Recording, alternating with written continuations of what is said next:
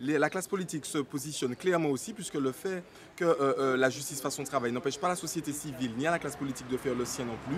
Donc qu'on ait un avis clair et net de notre classe politique aussi à ce niveau.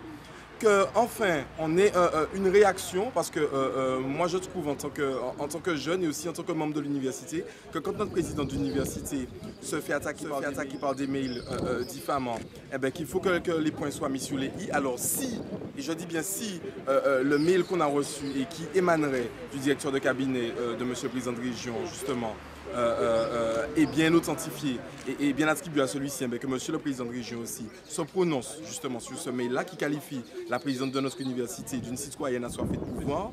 Et enfin, puisque on avait eu un soutien public de notre présidente, que ce soutien soit réaffirmé aussi pour qu'on sache clairement où nous nous inscrivons l'année prochaine. C'est ce qui nous incombe. Mais on n'a aucune certitude. Jusqu'alors, il était question que l'Université des Antilles la Guyane se transforme en Université des Antilles.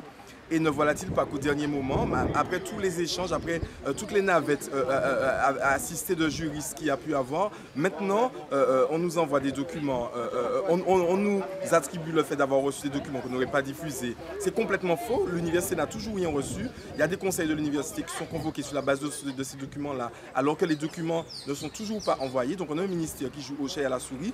On a bien vu qu'un de nos députés a interpellé la ministre à l'Assemblée nationale. Elle a répondu très clairement qu'on se dirigeait vers l'Université des Antilles. Il n'a jamais été question d'une université expérimentale. D'ailleurs, qu'est-ce qu'on met dans expérimental? Ils nous ont expérimenté et puis pas bon, qui ça nous a fait? Donc on a besoin de réponses claires maintenant. Voilà. On a le président de région Guadeloupe qui n'hésite pas à formuler des amendements. On ne sait pas s'il a consulté une commission ou quoi que ce soit. En tout cas, il n'a pas consulté les étudiants de Guadeloupe pour être vice-président de tous les étudiants, je peux vous le dire. Donc il n'hésite pas à amender justement, à faire des propositions d'amendement qui vont clairement dans le sens de la destitution de notre présidente, des conseils élus justement. Donc nous aussi, on a besoin de se sentir en Martinique justement soutenu, aidé, puisque c'est un problème politique. On a des politiques aussi qui le montent au créneau. Le problème de la jeunesse est que son université est mise en péril, est mise en danger. Et ce n'est pas un problème lié à un parti politique ni à une entité politique. C'est un problème de société qui touche tout le monde, toutes les classes politiques, indifféremment de leur âge, indifféremment. Donc nous sommes tous concernés, que nous soyons de gauche, de droite, grands, petits, plus jeunes, moins jeunes.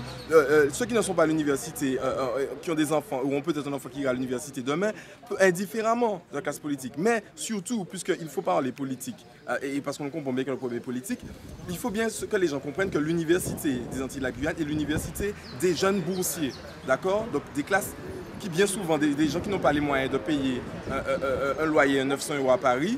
Donc il faut bien que ces personnes-là aussi aient la possibilité de faire des études. Parce que quand on est jeune, c'est soit on la RIA ou la jeune, mais soit ou l'école et puis aucun travail. Donc les jeunes qui ont envie de s'en sortir, et notamment ces jeunes des quartiers, comme moi, qui ont envie de s'en sortir, qui ont envie d'avoir des masters, des doctorats, il faut qu'ils aient la possibilité. Jusqu'alors, l'Université des Antilles et de la Guyane a permis à des jeunes de monter, notamment à beaucoup de ceux qui sont en train de cracher dessus aujourd'hui.